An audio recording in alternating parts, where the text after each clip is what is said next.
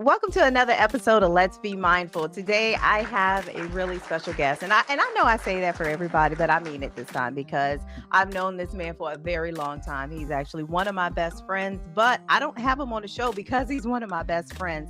He is a licensed family therapist, many years of experience, multiple degrees, and owns his own family therapist practice. He's also a father of three and a husband of 22 years. So I wanted to have Dwight Vick on the show. And you know what? Let me not forget that he's also a former football player at our alma Alma mater, mater, right? alma Yeah. mater. Yeah, Virginia Tech. Virginia Tech. Amen. Hallelujah, right? Offensive lineman and even went and played in the pros. So welcome, y'all, Dwight Vick to the show. What's going on, V? How you doing? I'm pretty good. So, thank you, first of all. Thank you for doing the show. But I wanted to talk to you because, you and I have a whole lot of offline conversations about relationships. We work out at the same gym. Yep. Yeah. We've been friends for a very long time, since 1994, right? And we've been Yes. through and we won't share those crazy stories online, but we have been through some stuff growing up because we were kids when we met. Now look at us. We're Yes. parents. You are a husband, and we are, well, I'm a not you, but I'm a grandparent. So life has really transitioned for us. Now I want to start off with, first, let me give you an opportunity to introduce yourself, just in case I didn't cover anything. Well, no, you covered a lot, but excuse me, I am a proud father, a husband, business owner, entrepreneur. I have my own podcast. You see the hoodie I'm wearing. My name of my practice is Victory Life. I put the K in it. I don't know if everyone can see, not to be egotistical, but because I love the name Victory Life and victory itself, but I wanted to put my legacy in it with the name, my last name. So Victory, Vicktory. I have a nonprofit as well, Victory Life Youth Sports Organization, which we work with student athletes and their families. We have AAU teams in basketball, but we also do athletic symposiums, and then we also do community service. And I have a podcast, the Victory Life Legacy Spotlight, but also I have a podcast with my cousin Michael Vick. We do seasonal during the football season, the Vic 757 show, talking all things tech that we do Mhm. during the fall and winter. So I'm very busy, man. I have a daughter in college. I'm very proud of her. She's in the sophomore year at ODU. And then I also have my son, Isaiah, who's a senior at Patriot High School, and my youngest, Lauren, aka Lolo, who is an eighth grader. I am very busy. I make the most of my day, but I love helping. I love talking and communicating, sharing my stories, my insight. And, Mhm. I'm just blessed to be in this position to give back and also lead others. Well, then let's talk about that piece because you bring up an interesting point. And I know it's tough, like balancing the family. And I know, as a sports mom of 20, almost 27 years, trust and believe, I understand. And then you run your own business, right? How do you balance family life, tending to your wife, nurturing your marriage, and, your business? How do you balance it all? That is a great question. To be completely transparent, it is very hard sometimes. There are days where, I forget what day it is. And that was Mm-hmm. before COVID. COVID made it worse. So there are days where, I think it's Wednesday and it's only Monday. Mm-hmm. It takes teamwork because, truth be told, in the height of the week, you're dealing with your daily life stressors. Mm-hmm. Something needs to get fixed. The engine light comes on. One of your children gets sick, and then my wife is busy at work. I'm busy. We have to figure out what's for dinner. We have to also figure out how to problem solve because something may going on with my parents or her parents. I make it look great because I have support, but there are Mm-hmm. times when I have to just pull over to the side of the road and take a breath. There are times when, I may need to clear my afternoon just to sit back and strategize because, Mm-hmm. in my line of work, when you're dealing with clients and clinical work and therapy and mental health, you can structure out your day on your Google Calendar and you can structure out your day in your planner, but something's going to come up. Yep. Sometimes my children need me more and my wife needs me more and she needs to take a break. And I believe in self-care. So I encourage her to do her things with her girls and her friends. It is an ongoing learning process. And sometimes it is beyond challenging. Sometimes it's just flat out hard. Um, Mm-hmm. and the older you get, the more you deal with because, when you're 27, you're in a position where you're younger, you have more energy. Mhm.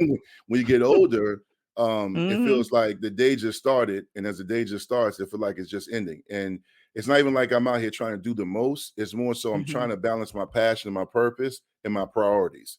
So you have passion, Mhm. purpose, and priorities, and you still want to live a fulfilling life, but at the same time, life comes calling, and you have to deal with different circumstances. And it doesn't mean like I don't have great days, but there are days where I'm just as clueless and frustrated, and I have to seek out help.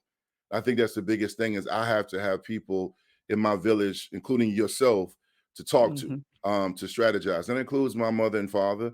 Although when you talk to your parents, for me, sometimes it's human nature to kind of give them just enough so they don't worry too much. But the key is having a partner who understands your passion and purpose. But at the Mhm. same time, even when you're married, as long as I have, you can be connected, but sometimes get disconnected. And then you can bump heads on how to parent one of your children, or how to handle a financial situation, or figuring out what we need to do for this month versus putting it off to the next month. These are like situations, man, that just continue to occur, and then you have to decompartmentalize your emotion and then handle clients and other people who are looking for you to be there for some stability. And it's Mhm. rough. It's rough, man. It's not for the weak. Mhm. It's not for the weak, for real. You are a therapist and you're dealing with some heavy, heavy stuff. Like as a role as a relationship coach, like if somebody's dealing with some really deep down emotional trauma, I'm like, I would suggest you also get a therapist. A relationship coach is to help you move forward, right? It's to help you get unstuck, it's to hold you accountable to life changes, right? And it's to coach you through dating, because Lord knows I done been through dating, marriage, divorce, starting over in love and all that. But as a therapist and you're dealing with some heavy topics, how do you not intake that energy? Let's say a man is, oh my gosh, his wife is doing all these things and it's coming from some type of emotional damage, whether he's been emotionally damaged from a previous relationship or his childhood. How do you not intake that energy to look at your wife side eye and not to take that Wow. energy into where you're looking at your kids or you're taking in that stress? Like, how do you balance that to where it's not impacting you and your mindset and your health? You know what? That is a phenomenal question, because that can occur. We call it transference, or when you take on someone's energy or their Mm-hmm. issues and you take it home with you, and you might look at, like as you mentioned, your children different, or you look at yourself as a father or a husband, if you're wondering if you're making the same mistakes or if you're guilty of those Mm-hmm. same issues. I Mm-hmm. think that is a ongoing everyday challenge. And the reality is what I do to make sure I don't do that is to communicate that I'm struggling. Like, so if anyone that follows me on social media knows I'm an open book. I'm very open with my emotions. Everyone knows I love music. I love the arts. I love poetry. I'm spiritual. Not religious, spiritual, meaning I'm of faith, but I believe what I believe. And I have to have different coping skills. So that means when I Mm-hmm. say I'm open book, that means I'm not afraid to tell my friends in my village, or specifically my wife and my children, I'm struggling. I'll Mm-hmm. just text them in the family group chat like I'm having a long day, or I'll tell my wife, "Look, you know what? I'm not gonna lie to you right now. I'm not feeling anything. I'm in one of those days where I'm Mm-hmm. struggling." I didn't always do that, and my family sometimes paid for that. Sometimes friends paid for that. Well, they're like, "Hey, what's going on with you? Why you not saying nothing? Or why you withdrawing? Or why you didn't come Mm-hmm. to the family get together?" Because I would isolate. I didn't want to project, but I didn't Mm-hmm. communicate. So sometimes I would just go and isolate and be by myself, or Mm-hmm. spend time working to stay busy to avoid having those uncomfortable conversations, and also manage what I'm dealing with. If I had a session where I'm like, wow, I can relate to my client. Like, I had a couple in my office one time, and him and his wife are going through it. And you have to be neutral when you're in my position. But he was talking. I was like, man, I can relate to a lot of stuff he's saying, bro. I was like, Mm-hmm. Mm-hmm. yeah, yeah, yeah. My wife did that. My mom did that. But then you have to take a step back and remember your role, and also remember that, okay, you can't coach him on different situations or them Mm-hmm. together without making sure you're straight. Yeah. V, to be honest with you, there's been days where I've canceled appointments because I'm still carrying stuff on from my normal day to day that I'm not in a position to lead or help a couple or a family. I think the one benefit I have is my 2 out of my 3 children are older now, where Sydney's a young adult and Isaiah is Mhm. going to be 18 next year in the spring, where they're mature enough where I could talk to them about things I'm dealing with and be open. And that Mhm. is so much more helpful versus when they're little. Cause when you're little, you try to guard and protect them. So Mhm. man, it is a challenge sometimes. I don't Mhm. know what other therapists do. I know when I go to trainings and I talk to them, they practice the same things, effective coping skills, having healthy outlets. For me, it's music, going to the gym, also just, not being afraid to be by myself in a Yep. healthy way, meaning like Mhm. having lunch by myself. And because of my business and my practice, I'm not always in my Mhm. office. We're licensed to practice in all of Northern Virginia. So I'm in Alexandria, sometimes Springfield, Fauquier Mhm. County, Woodbridge, Dumfries. So sometimes I'll just pull over to Lee's Vineyard Park and go Mhm. sit by the water for Mhm. 45 minutes and just look at the water and look at the birds and take in God's nature. And that has helped me. And I've been doing this more in recent years than before. Mhm. I think Mhm. before I would be like, all right, I'm gonna go out, I'm gonna do this, I'm gonna go hang out. And in a lot of ways, man, those habits aren't good because you're just masking an issue that you're dealing with. You can't help people if you're not in a good place. And it's a balancing act because the stuff I deal with, to be very honest, sometimes I'm like, wow, when I reflect on patients and clients I work with, I'm like, bruh, man, like I really Mhm. helped prevent this young man from committing suicide. I really helped this couple Mhm. save their marriage. I really helped this person reduce the amount of drugs he's using or she's using. But Mhm. that takes a lot of energy. It's almost like that movie. I'm a movie person. For everybody listening and watch, I'm a movie person, right? Mhm. So one of my favorite, I have a lot of movies, but The Green Mile, Mhm. and I'm a big guy, but like, what's his name? Michael, he passed away. God rest his soul. Was it I Michael? f No, but anyway, it was a Duncan? Duncan, yeah, right, whatever, Mhm. something like Mhm. that, right? Mhm. But in that movie, he took on everybody's issues. He Mhm. kept taking them on and kept taking them on. And it got to the point when he was on death row, he was ready to leave because he didn't want to keep carrying everyone's burdens. And I was Mhm. like, what a powerful movie, bro, because I'm like, Mhm. Mm. that is basically what happens when you're in my position.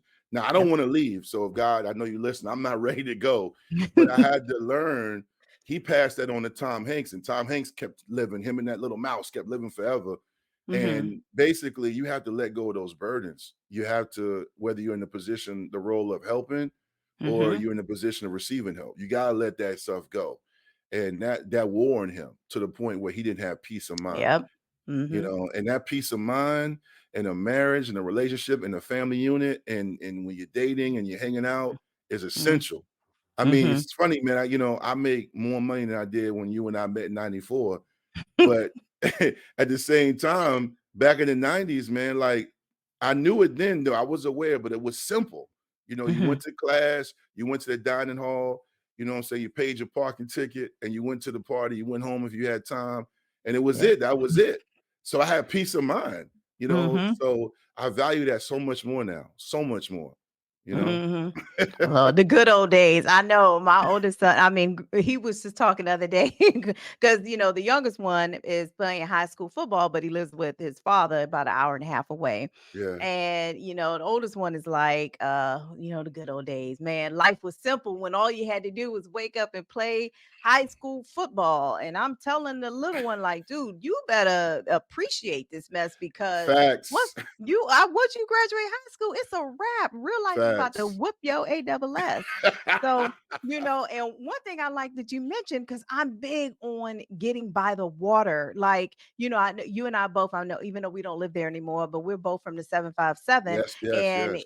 even though I was just there the other day, I like to take my journal and over there by the Newport News Park, you can go right there by the water. I like to sit out there by the trees because the nature is healing. It fully is. And if you ever have to clear your thoughts, I always tell people get by the trees, take your shoes off, put ground your energy on the grass. I mean, watch where you step because you don't step on no dog sugar honey ice cream. But get by the water and think good thoughts, journal. Yeah.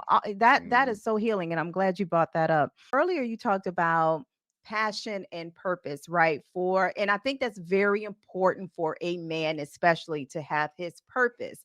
Now, what if a man hasn't found his purpose yet and then he's trying to get into a relationship, right? Do you think should he try to find his purpose and first before he gets into a relationship? Because we think men, us women, when we look for men, we're looking for providers, we're looking for good leaders.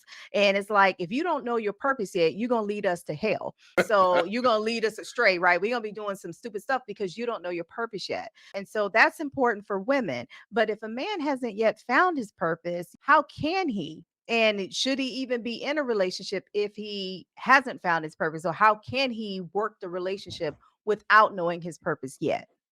I was fortunate. I knew what I wanted to do in high school, and obviously it Mhm. was sports related, football.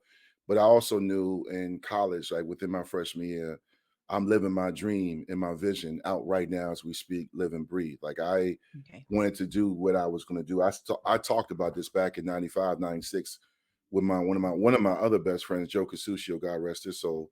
We used to talk about what I'm doing now.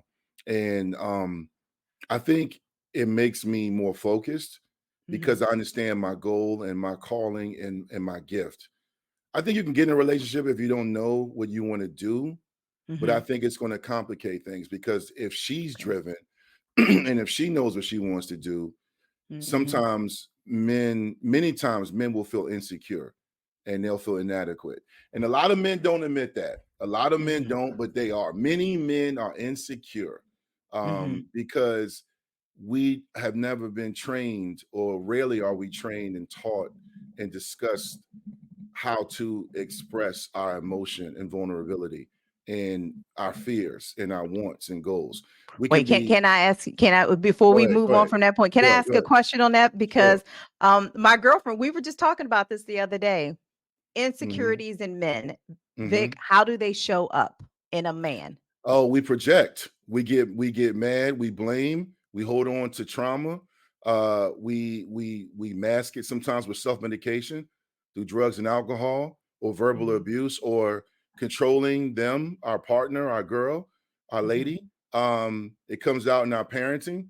It comes Mhm. out, but it all typically comes out in resentment and negativity Okay. because you haven't been able to really figure out why you're angry instead of just Mhm. being vulnerable and expressing the fact that this makes me feel a certain way when you post this, or Mhm. I feel like yeah, you say you no longer in love with whoever he is, but I feel like you still Mhm.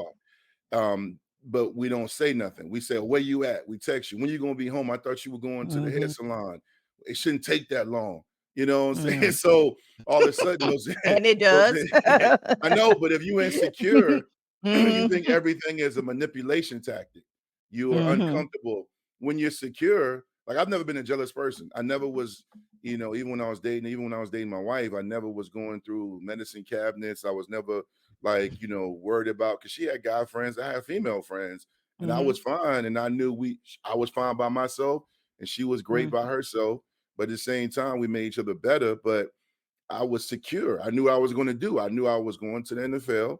And if that didn't work out and when that was over, I was going to do what I'm doing now. I always had a plan. And I had a purpose and a vision for who I wanted to be. I knew who I Mhm. wanted to be before I even really committed to her or anything else.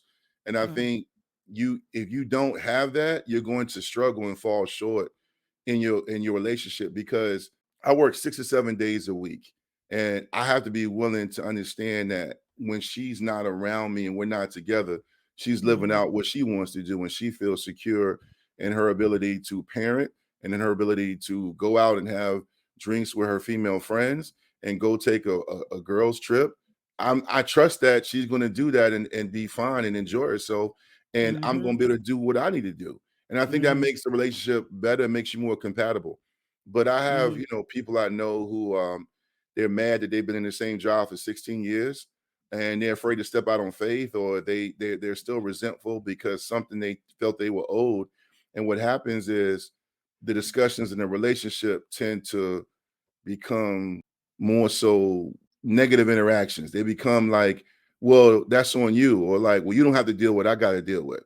And Mhm. that insecurity, man, is It's something that I hope and pray and wish more men would address. Because again, I don't want to keep saying it, but we're just not trained and talk that way. Like to say, I'm afraid because you're going to get backlash. And I've seen it Mhm. happen, to be fair, to a lot of men Mhm. when they post stuff on Twitter, Facebook, Instagram about their struggling. Like, I'm an open book. So I talk about growing up and feeling isolated and insecure and the times Mhm. I've been betrayed. I'm open with that. But my father is a great man. He's a lot like your great father, where my dad modeled for me, and I saw him be vulnerable with his emotions. I saw him Mhm. talk about like how he was nervous and anxious about different things. So Mhm. and you see that, okay, if he can go through that and say that, then it makes me feel better. So Mhm. I just think, you can get in a relationship if you don't know what you're doing and who you are and where you're going, but Mhm. eventually it's not going to work, because if you're with a partner who's strong, then you might Mhm. feel inadequate, that you feel like she's leading the relationship instead of you guys leading together. The thing is, like, I would say you and I, and even your wife, we're all very, very blessed, right? And one of my best friends, blessed. And outside of us, I honestly don't know too many people who were raised and still have a two-parent household. Now, it's getting harder because we're getting older, right? Our parents are getting Yeah. older. They're, I mean, they're in their 70s. And so nobody's living forever, but we're blessed to be able to say that, our parents raised us, both parents raised us, right? And so because you keep using the word secure, secure, and I do believe, you raised in a loving home where your parents, made you feel secure, your relationships, and then you were lucky, like you're blessed to have married a woman who also was raised in a secure household, and that matters, right? It definitely matters. And then, let's say somebody like me, I, grew up in a secure household, but when I got married, I didn't marry somebody who came, from that type of environment. In the relationship I'm in right now, I'm not in a relationship with somebody who also came from that type of environment. It has caused, like, because I'm also not creating that environment for my children because I am divorced. There's parts of me that has, like, guilt, extreme guilt. Like, take it, I wasn't raised like this, but I ended up raising my children in a broken home, and that was never my plan. And I, Yeah. I don't know if that was God's plan, but it was definitely never my plan. I never wanted to do that to my children. So I deal with the damn, I feel bad because then the relationship struggles that I see them have, is it like, is it because I raised them, even though I did my damnedest to raise my sons because I have all boys, still at the end of the day, they were raised in a broken, divided home. So when you counsel your clients, do you see people who have more relationship issues when they come from environments that they did not, see healthy, stable, loving home? I'm not talking about people who've been married 55 years, but they hate each other, right? They sleep and say, because it's people like that just stay married just to say for the longevity of it, but Yeah. it's Yeah. like y'all hate each other though. I'm not talking about that. I'm Right. talking about people who grew up in healthy homes like you, like me, like your wife, what kind of people do you see the most are struggling with their relationships? It's interesting because I've seen in my practice, and even before I had my practice, when I used to work for county governments as a clinician, I've had patients and clients come into my office, or virtually now as well, where they have a mom and dad who had a healthy family, Mhm. and they were provided love and structure, and they were unified, Mhm. but they still have experienced trauma, or they still struggle with different issues that manifest itself in their current relationship. Mhm. So it doesn't always equate that you're going to be able to Mhm. have healthy children, and you're going to be fine as far as like where you're at, because you came from a healthy family. However, the odds are better for you when you come from an environment where expectations were met. You knew how things were supposed to go, and you understood Mhm. the importance of family and how to coexist and be a cohesive unit. I Mhm. think from what I've seen is that um, even though I have clients and patients that come in my office who, grew up with their mother and father, and they've been married for their parents were married for 30 years or are still married, they still have issues because Mhm. the older you get, the more you realize your parents' shortcomings, their faults, their own unresolved trauma. Because you Mhm. start to peel back those layers of stuff that they hid from you or they masked from you. So you start to realize, wow, like, my mom and dad are great together, but at the same time, I realize my mom resents my dad because she's the one that always does a lot of the domestic responsibilities, or my dad is very controlling. I didn't realize that when I was 16, but now that I'm 27 or Mhm. 37, I realized, yeah, they were married. We had a great life, but that's Mhm. not what I want my husband to be because Mhm. my dad did not hug me. My dad did not tell me he was proud of me. He did not text me, Mhm. or even on Thanksgiving he would eat, but he didn't help. He didn't come in there and Mm. hug my mother and kiss her on the neck. Mhm. I didn't see that. He was just a provider. So yeah, Yep. so on the surface, that two-parent household, and that happily ever after, that marriage looks great, but many times there's there's issues there. I've Yep. had clients who come from divorced families, and I have friends that come from divorced families or single mother Mhm. families, and they're doing phenomenal, and they have a Mhm. better concept of what a relationship should be like because they realize what they don't want. I think the Mhm. key is awareness. I think when Mhm. you're Mhm. growing up, the older you get as a Yep. child into young adulthood, the more you're aware why your parents got divorced or why Mhm. your mom remained single and was happy, the better you'll be when you meet the right person for you because you have Mhm. awareness. Mhm. The great thing about women I used to date and talk to, even when I met my wife, was the really strong ones. When I say strong, that's a compliment. The ones that were really in a great place, secure, were the ones that knew what they wanted and what Mhm. they wanted for them, not just themselves, but for a relationship. Mhm. And they are aware that yes, my mother and father or my parents were together Mhm. this many years, but I know that my mom struggled or my father was a constant cheat. He cheated a lot. Like, so on the surface it looks good, but men and women that understand, like, okay, this is my life, these were my issues that Mhm. my parents kept me from, and this is where their issues as a couple, but this is where their strong suits. You have to find that right level of, okay, this is what I want moving forward for myself. um Mhm. in my practice, it really doesn't matter. Yes, if you were traumatized and abused, yes, obviously that matters a lot. But if you come to my office and you've been dealing with a lot, what you saw, or you didn't deal with a lot, regardless of Mhm. what you dealt with, typically the issues are the same across the board. Mhm. Meaning you could come from a two-parent household where they've been married and have depression, or you can come from a single parent divorce lifestyle, blended family, and you still going to have depression. Mhm. It's just the biggest thing is what I've seen is the people who have been able to overcome those issues and Mhm. eventually master those issues are the ones that have a support in place, a loving partner or a loving mom and dad. It's a very complicated issue because Mhm. the reality is there's no perfect situation for how a Yep. marriage or relationship should go.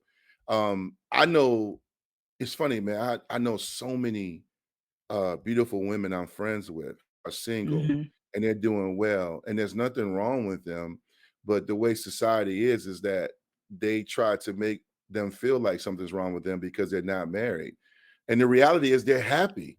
They're dating, they're chilling, they're living their Mm. life. And some of them are divorced with two kids. I got a friend, um, I'm cool with, and she's divorced with two kids. She dates from time to time, but she's happy.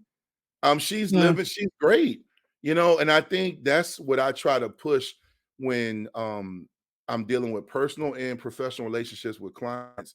When I Mhm. just talk to them and say, "Hey, listen, man, it's okay being by yourself, and it's okay. And Mm. look at the pilots you have. That was your mom and dad.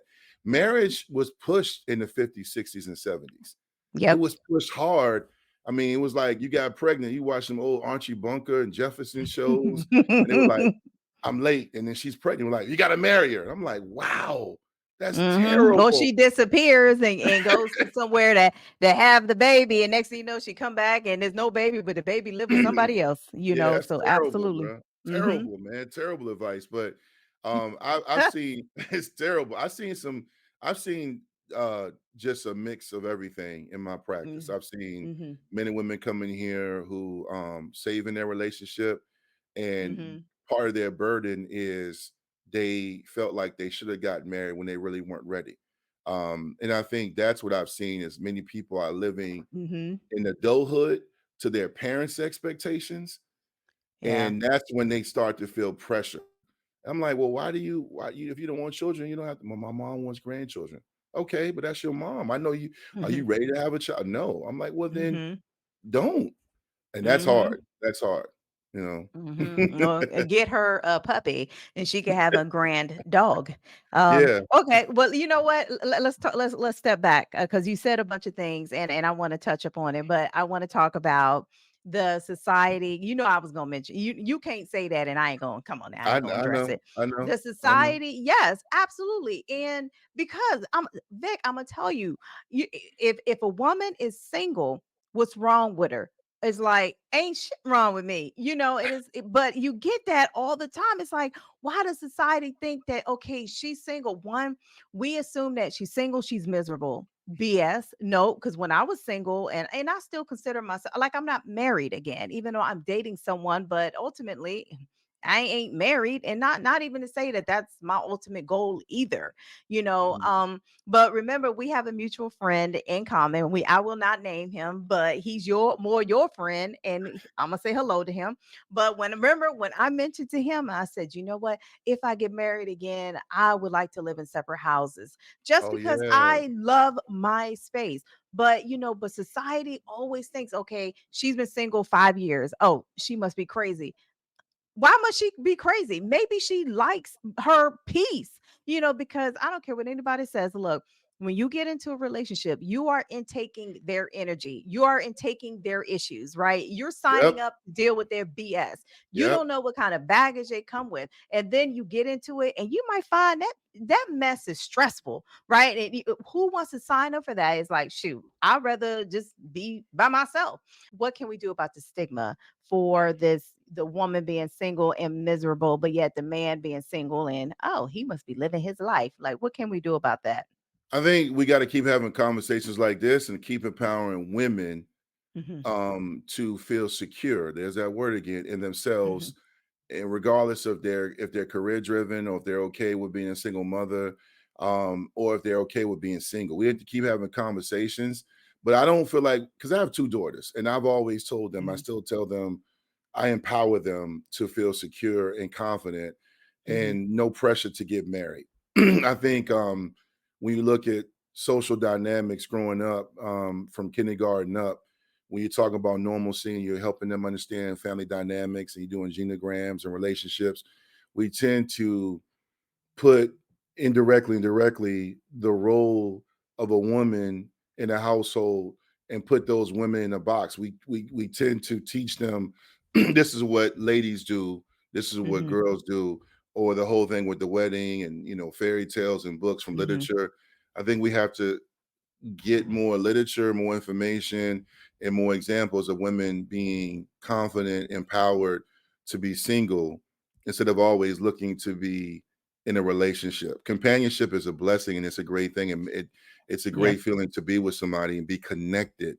But it mhm, doesn't mean you can't have a fulfilling life if you're by yourself and you have a single family home and you're working in Tyson's and living your best life. I just mhm, think you just got to keep empowering women to feel comfortable in that and say, okay, it's okay if this year I'm just going to just travel and focus on my life and my career, or I'm going to mhm, focus on spending time with my grandmother. I mhm, don't know why it's that way. I do know why, historically, but I mhm, think now there's more examples of women, dating and being happy and secure about themselves. But at the same time, I mhm, think that from our culture, from music to um, television entertainment, it's just always that dynamic of females should be in a relationship or should be a certain way. Yep. Mhm. And I just think you just have to continue to have these conversations to bring awareness not only to men, but to most importantly to women. Like there's Mhm. nothing wrong with you.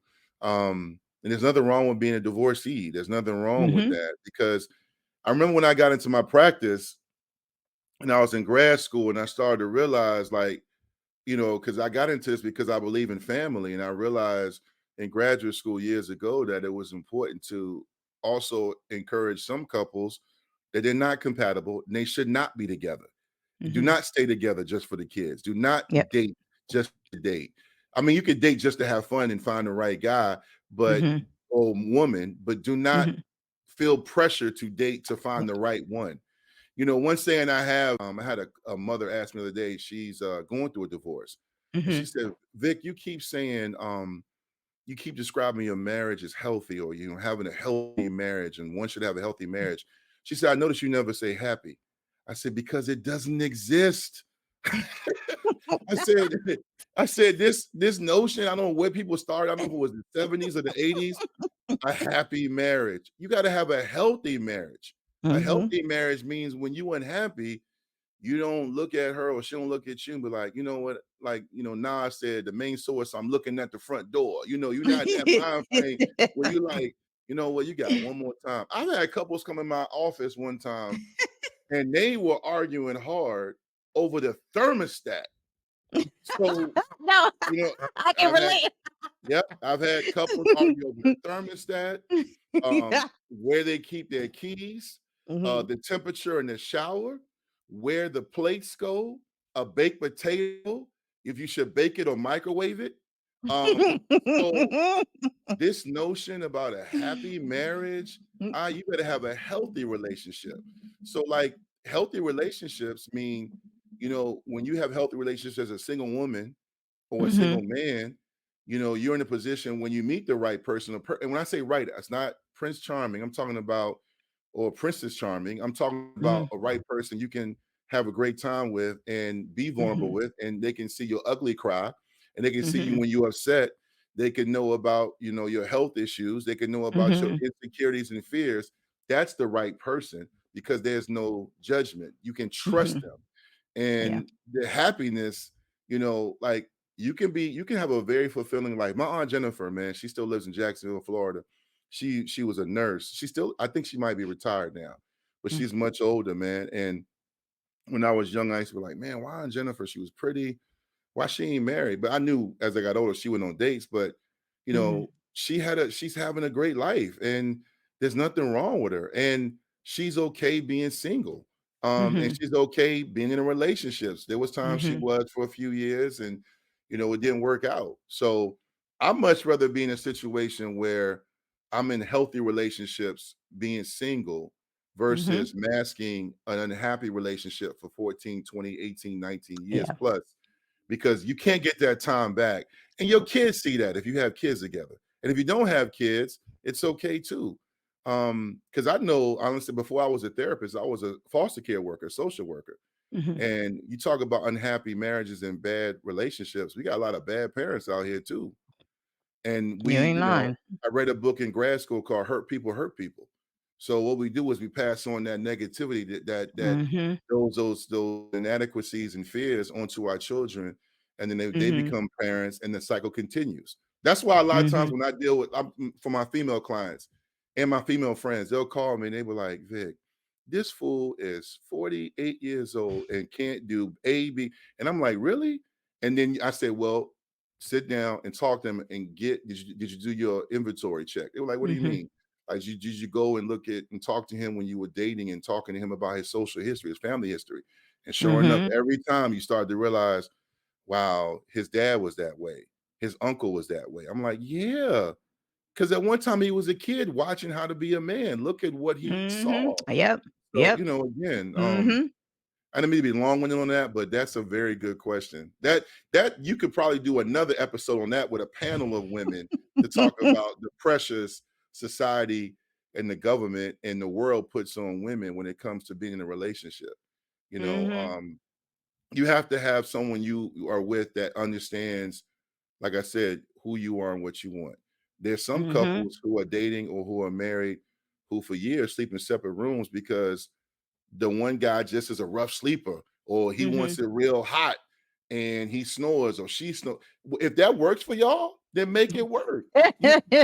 You for real, you have to get with somebody you make it work with. You know what I mean? So that's my two let me cents on just that. I'm gonna tell you, Vic, okay, let me just say that thermostat thing. Look, I never, when I was manifesting my relationship, I ain't never thought I had to put on there our body temperatures had to be similar.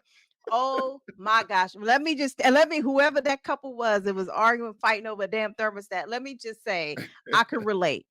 I can relate because I like it cool when I go to sleep. Plus, I'm at that age, I'm having hot flashes. I get hot, like I literally internally get hot. Like my body just feels like it's Mm-hmm. heating from the inside out. Like Mm-hmm. I feel like a Mm-hmm. microwave. Like you could touch me and I could Yeah. cook an egg on my forehead, and that comes and go where my partner, he's always cold. So when I'm at his house, and I'm thinking, dang, I don't know if I could ever live together with him.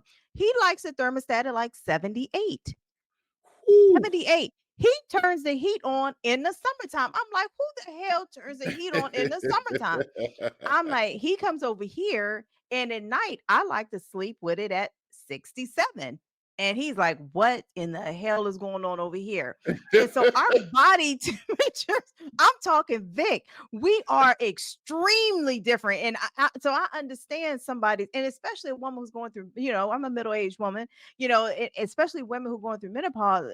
Look, Yep. that extra heat is like, it's hard on the body. So oh my gosh, I fully get that. Now I'm like, okay, now I have to figure out, to your point, I have to figure out adjustments, right? We have to adjust. Like we're about to go on another vacation. We went on a vacation in the summer of South Africa, Namibia, and Botswana.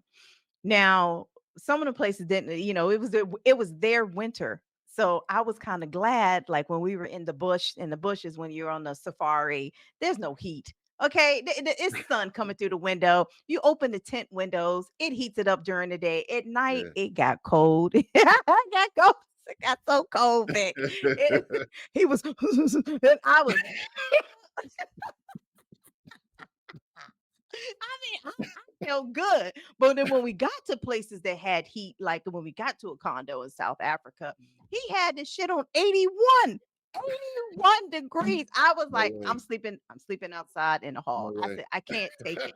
So I get it. It's a real thing. So okay, let's talk about the healthy relationship. I do think it's important. That's why I always tell, and it's even in my, my site, in the ads or whatever. I always say attract a healthy relationship. Yes, because I agree. Look, happy because like what? So when you're unhappy, you're gonna bounce. I can't make you happy. You have to come to this relationship already a happy person. I cannot make or make, oh well, I have to wake up and every day and make my person happy. No, Nah. you need to come here being internally happy. I ain't your damn therapist. You need to seek out Vic if you need a therapist. I am your partner. Okay. So, what are some of the main ingredients in order for someone to, like, how can they cultivate a healthy relationship, a healthy marriage? Like, what are some of the main things they can do that? Oh yeah, healthy communication, healthy awareness. Mm-hmm. A healthy awareness knows that okay, if you're lactose intolerant, you can't go to Cold Stone because if you're Mm-hmm. gonna be in the bathroom all day, why would you do Mm-hmm. that to your partner? Like that's selfish. Or knowing that medically or mentally, you need to Mm-hmm. make sure that you take these prescribed meds, that you're taking care of yourself. You notice I keep Mm-hmm. using examples about mental and medical Mm-hmm. because all of that stuff ties into your relationship with others, primarily your partner. Because if you know you have mood disorder, depression, or you have unresolved Mm-hmm. trauma, or if you're just a person that struggles with communication, you need to seek resources and make sure you're in a good place so your Mm-hmm. partner and you can flourish. A lot of Mm-hmm. times we enter relationships damaged and we know Yep. it and we hide it from our partner or the person that we're dating. And Mm-hmm. it's going to reveal itself. And typically when you hide it, it reveals itself in the worst possible times, like when you're dealing with Mm-hmm. the crisis or you Mm-hmm. have a family member that you have to take care of or possibly bring them into your home to, like, it be your mom, she needs to live with you and your girl, or you and Mhm. your wife, and Mhm. your wife told you she's not good with that, and you're like, wow, well, I told you how much my mom means to you, you never said anything. Well, that's because me and Mhm. you were just dating. I didn't know it was going to end up like this. You know what I'm Mm. saying? So, like, you have to do, you have to really do some real soul searching Yep. and exploring and communicating to make sure you're in a good place, and take your time entering that relationship with others. First of all, let me just tell people this right now. One thing that frustrates me is when I see on Facebook and Instagram and even Twitter, I'm always on Twitter, and someone has a mental health crisis, or there's a marital or relationship problem, and they'll Mhm. say, oh man, such and such should seek help. They need to get help. They need to get help. They need to get therapy, or they need to get some Mhm. life coaching. Here's the Mhm. thing, contrary to popular belief, you have to want to get help and seek help. Everybody Yep. don't want help. You And ain't some lying. people can't receive that help. They know they need help. They don't want to they don't want to Yep. deal with it. And Mhm. it's everybody else's fault.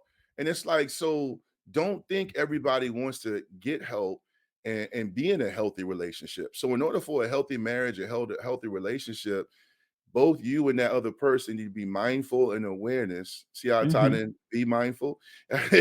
You have to be mindful of your issues. Like, and you have to be Yep. open to feedback. So, like in my Oof. marriage, Shanice will be like, hey, listen, man, we got to stop eating this. We got to stop eating Mhm. out so much. Or you know what? You need to make sure you do this better. And not in a derogatory way, in a loving Mhm. way. Mhm. Like if Mhm. she ain't open with you, if she feel like, or he feels like you're doing this and he's not saying it to you, but he's telling his friends, or he's in his group chat, or she's in her group chat saying it, Mhm.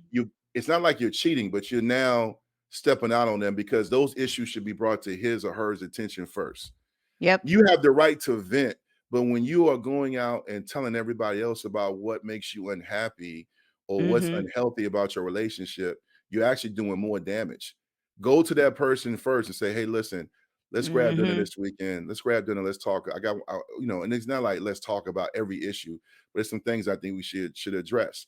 And it could be everything from hygiene, weight gain, weight loss, parenting Mhm. skills, communication, all Mhm. of that stuff. You got to be an open book with your partner, and you have to be aware that these are my issues I'm bringing into this relationship. Whether it's like when you're dating and you guys get past that, infatuation phase, you guys are in hardcore dating, and Mhm. okay, are we exclusive? Okay, we're exclusive. Once you get all those things Yep. set, now we're going to talk about, like, do you want more children? Do you want to remarry again? How's your relationship with your mom? I notice every time, y'all talk on the phone, y'all are always arguing. What's going on with Mhm. that? Why doesn't your son talk to you? Like, you guys just Mhm. hang out, but you don't really do anything else with him but take him to basketball games. You have to Mhm. ask those uncomfortable questions and have those Yep. Absolutely. uncomfortable situations, so can make sure you're with the right person.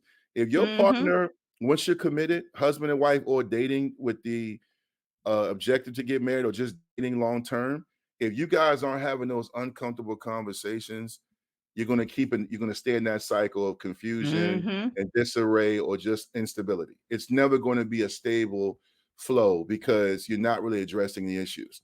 Like, it's easy to find somebody to hook up with and mess around with and talk to and have fun with. Mhm. It's hard to find somebody who can be vulnerable and ride with you, and make Yep. sure you're good. Someone asked Mhm. me one time recently, how did you know your wife was the one for you? And I Mhm. always say, wow, that's a tough question, but I always remember the same exact answer. It was when we were dating in college. We had been together for a while, and I got really sick with strep throat. And she came over to my apartment, Collegiate Suites in Virginia Tech. She came to check on me. I had already had practice or whatever. And she came by, made me some dinner and different things like that, got me some meds. But she Mhm. left and went back to her townhouse. And I called her late in the middle of the night. I called and I was like, yo, my throat literally was closing up. Like, it got to the Mm. point where I was like, my fever had spiked, and she came right over there and she took me Mhm. to the hospital. I think back, I don't Mm. know, Christiansburg, and I couldn't Mhm. talk, and I was so weak. And this was amazing to me, even now, 20 something years later. The Mhm. nurse practitioner, how you get to the hospital and they checking in and she's typing in, like, okay, date of birth, blah, blah, blah. She was able to give that lady my mom and dad's home address Mm. in Hampton. she Mm. was able to give them my current address, my phone number, my information, what I was Mhm. allergic to, Mhm. and my height, weight, and everything, all my Mhm. important information. And I'm Mhm. looking, I'm sick as a, when men are sick, we like, oh God, please. So, I'm already, I'm like, can I get a bed? But I'm as sick as I was, I looked, I'm like, yo, Mm. she really been paying attention. Mm. And then they Mhm. took me back there. They gave me some stronger meds with, I don't know, antibiotics. I don't remember, but and Mhm. then she drove me back in her Corolla back to my apartment. I passed Mhm. out and I woke up and she had been to the pharmacy with, the refills and everything. I'm like, yo, okay, this ain't just us Mm. kicking it. This is like somebody that really Mhm. cares about me. And I think those Mhm. are small things. And again, I remember when we were dating, back in the day, I still remember we used to talk and have great conversations. It wasn't like, yeah, there was flirting and all of that, but it really wasn't Mhm. about all. It was like, yo, like, what do you want to Mm. do after school? Or like, how was it when your grandmother died? She was like, me and my grandmother were very close. And I hear this song makes me think about her. You like, bruh, like we Mm. really connecting. So Yep. like that's a healthy connection because I was in a very good place in my life and she was. We had both been through stuff individually. She had Mhm. been through some severe trauma, but at the same time, Mhm. she was aware of it and she was dealing with it accordingly and Mhm. appropriately. So it Mhm. didn't leak its way into our relationship. Now, there were Yep. other things that we brought into the relationship, her and I did, that we were unaware of, or we tried to kind of think we were done with it, but we weren't. And then, like I Mhm. said to you 15 minutes ago, it will reveal itself in the worst Yep. possible time because then you have children or you have something going on and you're like, oh man, I didn't Mhm. know it was like that. She said, yeah, I didn't want to say anything or I didn't want to say anything. Mhm. And you're like, man, but we got to deal with that and this now. So Mhm. healthy Yep. relationships is having a healthy sense of self. Like if you're confident in who you Mhm. are and you understand like this is what I'm dealing with, and then you connect Mhm. with somebody else, it can be powerful because that person is aware of your flaws and insecurities, Mhm. and as well as your issues mentally, physically, health wise. Mhm. And if they are Yep. able to take that on, guys gonna be Mhm. good. But everyone's not willing to do that. I think social media has really ruined it because many people, even at our age, V, they want to present a certain way. That's why I Mhm. say I'm an open book. I don't post everything. I believe a lot of stuff Mhm. should be private, but I've never Yep. been ashamed to tell somebody, I'm struggling, or I'll just post a music song on my story, Mhm. Yep. and I'm not afraid to be vulnerable with the people I love and call my village and my friends, my network.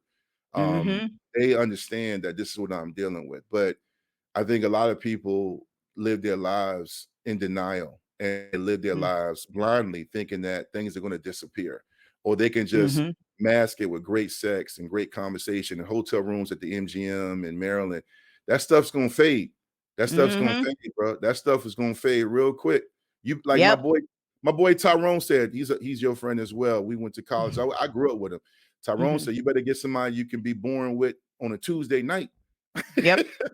He said, "Oh, well, you better be with somebody you can be boring with on a Tuesday Yep. night." Mhm. And I was like, "Wow," he said that back in the day, and it's so true. You know what I mean? Mhm. So I Yep. definitely believe that.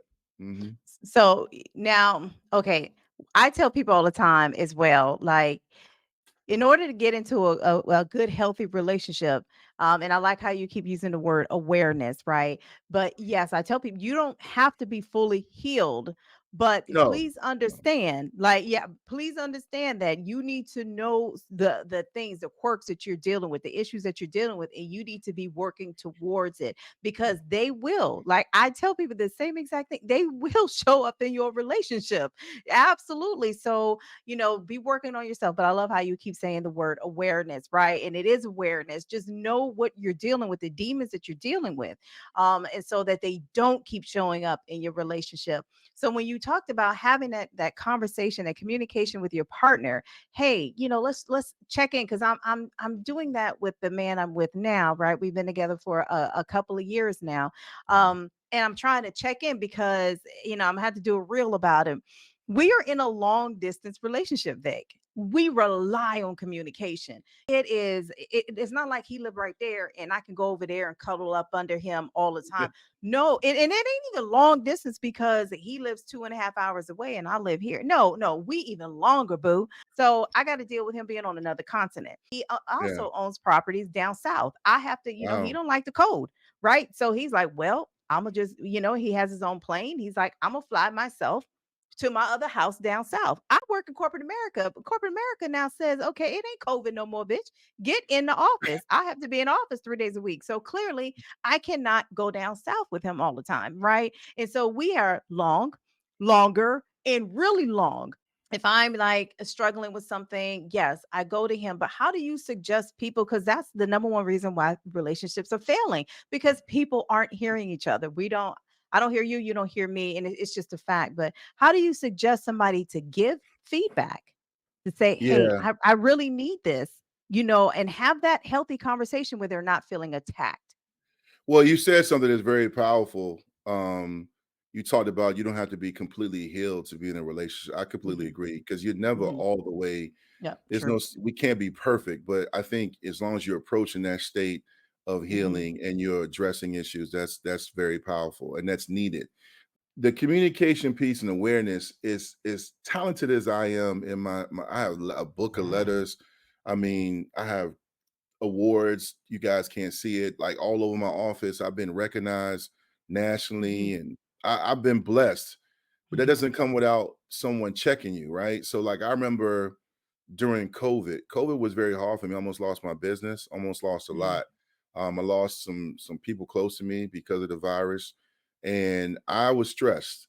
And my wife and I, we weren't checking in. Shanice and I weren't checking in with each other a lot because she was at home with three restless kids Hmm. because they shut down the world, and she's trying to work, and her world's upside down because she's a people person. She Hmm. wasn't in the office anymore, and she needs that. She is a social butterfly. She needs that connection with people. And she was stressed, and I was stressed. And I came home. I was starting to act like James Evans from Good Times. I was coming home slamming doors, and I was just like, "Man, who ate my Chick-fil-A Cobb salad?" And I'm like, "Man, y'all clean this kitchen up, man. I swear, man, y'all home all day. How y'all ain't got nothing clean? I'm out Hmm. here risking my life." Hmm. And Yep. one day, we were up late because back then during COVID, it won't no bedtime. I felt like between work versus and everything, it Hmm. was like 2 o'clock in the morning. Everybody was up. And I was like sitting there with my wife, and she was like, "Look, let me holler at you for a second." Basically, she was like, "You don't realize you're scaring the kids, and your presentation, you're projecting, and you're not really helping the situation. This is hard Hmm. for everybody." And I was like, "Oh, again, as much as I want to talk about receiving feedback, I got defensive." I'm like, Yep. "Yo, first of all, who out here? I'm risking my life. Y'all ain't Hmm. checked on me all day. I'm out here exposed to this crazy virus. People dying. I'm making like it's a zombie apocalypse. I'm like, people dying all around me at gas stations." She was like, "Hold on, hold on." She was like, "You don't think my life has changed?" She said, "You're able to get out and go see clients. I'm here all day." She said, "I have not left in 3 days." Of course, that continued. And she was like, "Our son Isaiah's getting restless, and Lauren wants this and this." And this is before they went back to school virtually. So she Hmm. was like, "I still have work." And they're giving us more work because they feel like we have more time since we're at home. And it was a very honest, concrete, confrontational, but yet needed Hmm. conversation. It wasn't name calling, but it was needed. And that ties into your point of Yep. being able to receive it and also being willing to tell it and also present it in a way where it can be received. So like she called me out in a lot of ways, but it was a way where I could hear it and receive and understand her perspective. You Okay. talking about like communicating needs and concerns. One of the best assets we have compared to when you and I were little, V, and we were young back in the Hmm. days at Denby in Hampton, Virginia, is we Hmm. didn't have cell phones. We had to pay, like pull over real quick. You had to page or you had to pay phone to be like, "Hey, yo, man, Dad, did Deborah call?" You know what I mean? So like, nah, ain't no Deborah called. Denise called. I'm like, who? So now you got cell phones where you can check in and Mhm. text. So one of the biggest things when I did domestic violence groups with co-ed ones with my colleague at the time. She had a practice called Change in Action. We work with court-ordered individuals for 18 weeks, and a lot of it was the relationship stuff that you focused on that we focused on. Mhm. And Mhm. we talked about the 90-second rule before you get, you speak. When you get angry, give yourself 90 seconds to breathe and process.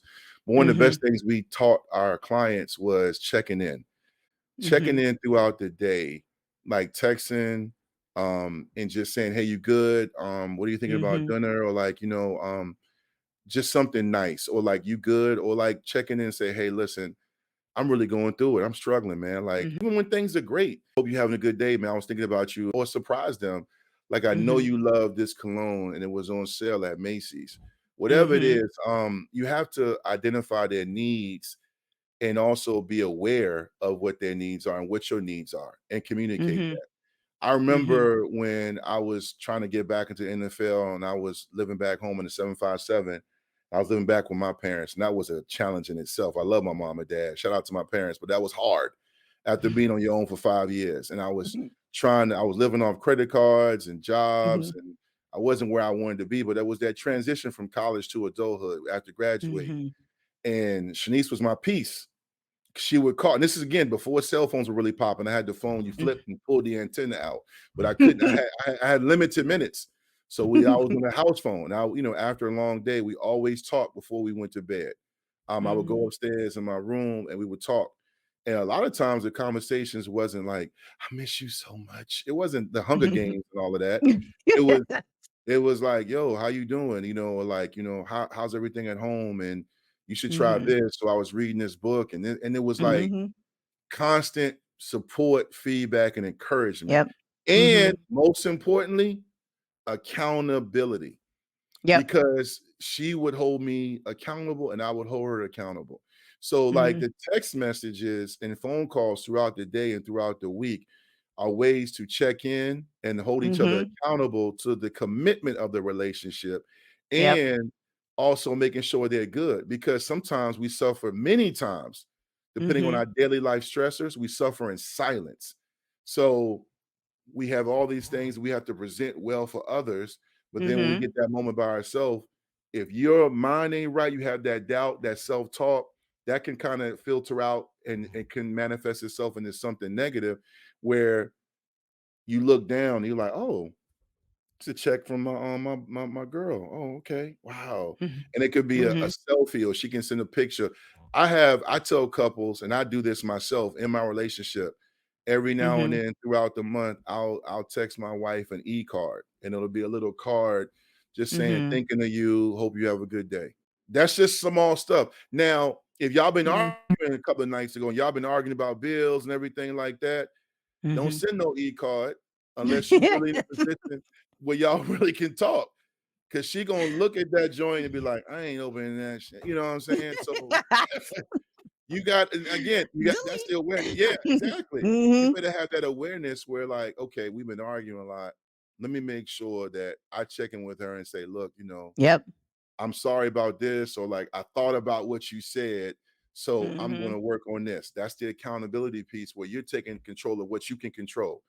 But if you come in Mhm. there with the intentions, "I love you, man, but you're if you start," Yep. I then know. yeah. So it's a constant commitment, not just to each other, but to yourself, and Yep. also to wanting it to succeed.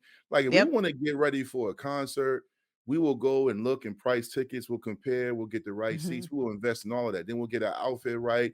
And if we're going with a group of people, we're talking about we're going to do dinner beforehand, if we're going to get drinks Mhm. afterwards, we will put Mhm. all this energy and time into Yep. having a great weekend or a great night or a great week. Mhm.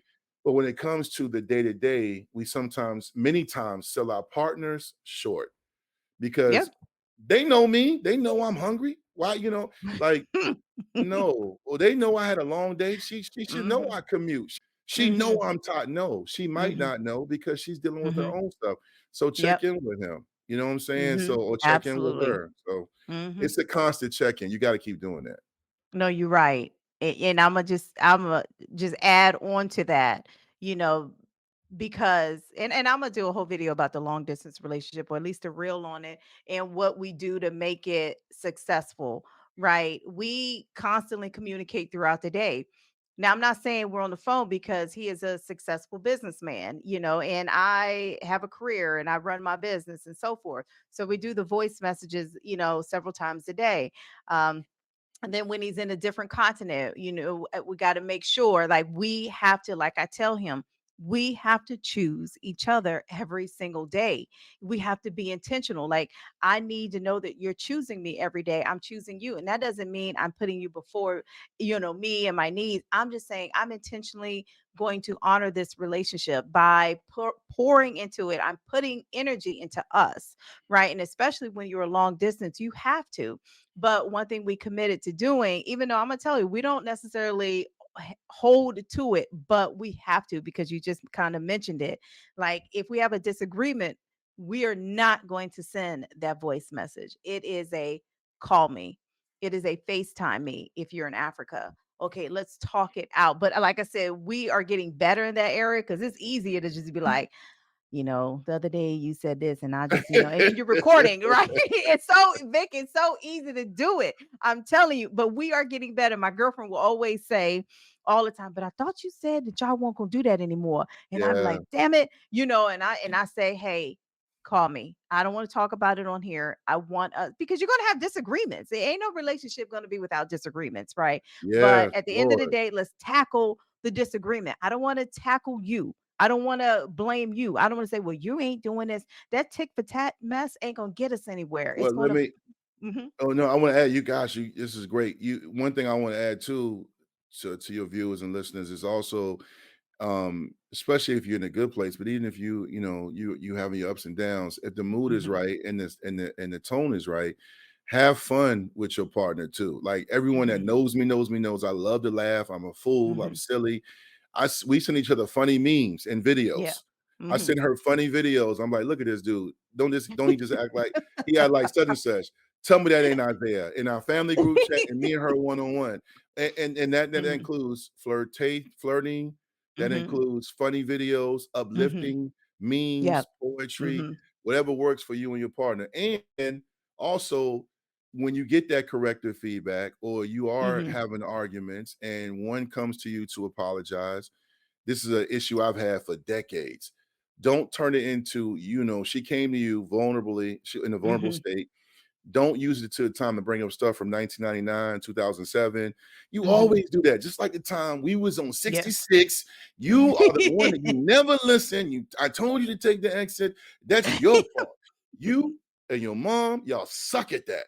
Mhm, Why am and now I'm like, why would I do that? Like, we're mhm. focused on the here and now. So you got to be receptive to feedback and stick to that issue at that time if you're going through it. And then Yep. again, mindfulness. Again, be mindful. Be in that moment at that Mhm, time. Be in that mhm. moment Yep. of like enjoying that day. Don't say, man, you know what? He keeps Mhm, doing this. If he's trying and mhm, he's doing it that time, then focus on it at that time. mhm. Just wanted to add that 2 cents to what you were saying, because No, you're I right on point with appreciate that. that. No, I Mhm. appreciate that. I know you and I could probably talk for, and I'm pretty sure I'm gonna have you on there, because I got some topics that we didn't get a chance to talk about that I do want to talk about, Sure. with someone absolutely with your credentials and your profession, and the experience that you have. So we will touch base again. But Vic, I thank you very, very much. So I'm gonna put your contact information in the show notes, but I don't know if you have any final thoughts that you'd like to share before we close out. Oh no, this was fun. Obviously, you and I have been tight since '94, man. We got some Mhm. great stories and memories we Yeah. always talk about. But I'll just say this, man. To everybody that's in a relationship, trying to get one, trying to go through healing, it's a process, but it's a Mhm. beautiful struggle. And Mm. sometimes we get to a place where we focus on like we're the only one going through it, but you're not. Mhm. Seek out resources, man, and Yep. find a way, whether it's to coaching, therapy, Mhm. whatever Mhm. it is that gets you to a holistic state where you're happy with yourself, where you feel better, Mhm. then that's what you should focus on. Surround yourself with great people that have your best interests. Take time to enjoy the day. The older we get, we can't get that time back. No one can. So appreciate those moments you have with people you love, and just continue to make yourself better and be the best version of yourself, and focus on healthy relationships. And that's not always just dating. That's relationships Yep. with your family and close friends in your village. And, you'll have a fulfilling life. And it's not perfect, like you said, but just continue to seek out healthy relationships and you'll have a healthy life. I want to thank you, everyone, for taking the time to listen to Let's Be Mindful. Hopefully, you got some information out of this podcast episode where we talked about everything related to relationships with our guest, Dwight Vick. By all means, please check him out. He has been a wonderful friend of mine for many, many years. And you know what, y'all? He just makes sense. So thank you. Everyone have a wonderful rest of your day. Be blessed.